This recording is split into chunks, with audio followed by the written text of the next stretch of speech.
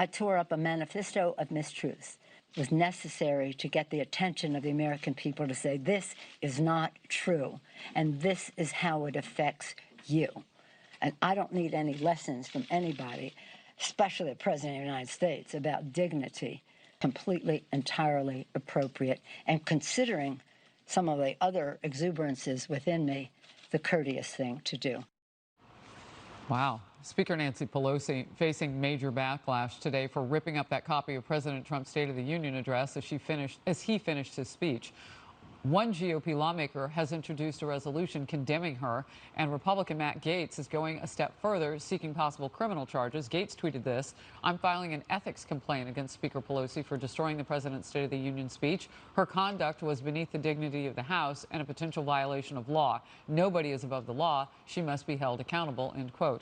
Meanwhile, the President had some choice words for the Speaker just a few minutes ago when you saw it live here on Fox. They're vicious and mean, vicious. These people are vicious. Adam Schiff is a vicious, horrible person. Nancy Pelosi is a horrible person. And she wanted to impeach a long time ago when she said, I pray for the president. I pray for the president. She doesn't pray. She may pray, but she prays for the opposite. Power panel now. James Freeman, assistant editor of the Wall Street Journal editorial page. Ethan Bearman, radio host of Left Coast News. Good to see you, gentlemen. First of all, Ethan, I'm going to start with you. These are the two most powerful people, arguably. Mitch McConnell, Chuck Schumer, powerful. But Nancy Pelosi and the president have gone head-to-head before. What does this look like going forward? It got really nasty today.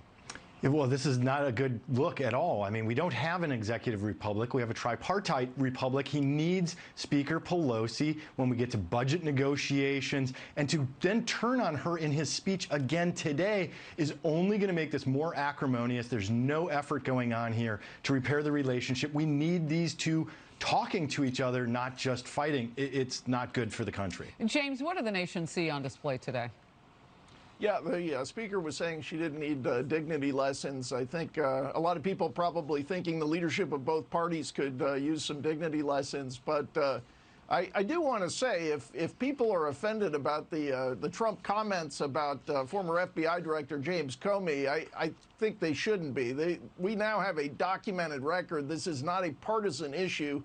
You have people on both sides of the aisle who have now established the abuses of the Comey-era FBI. Go ahead.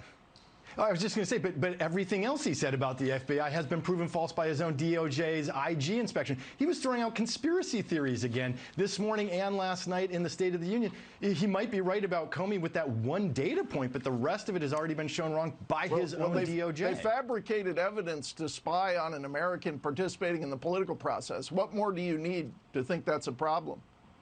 I want to jump in here because I want to move on to what Representative Matt Gaetz is doing and this move to somehow either censure Pelosi or really go after her for criminal charges. What do you make of that, James? I mean, are we now inside the Beltway and the nation's capital going to go after each other over these things, these barbs, or can't they just stop throwing all their toys out of the crib and get along?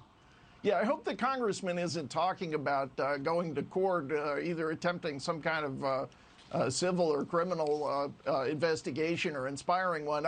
If he's talking about going to the House Ethics Committee and asking them to review this, that seems like the appropriate thing to do for members of Congress to deliberate on how they think they ought to conduct themselves, whether it's at the State of the Union or in any other forum. All right, I got to let you gentlemen go. James, Ethan, thank you very much. I'll bring you back on a different day. Lots of news.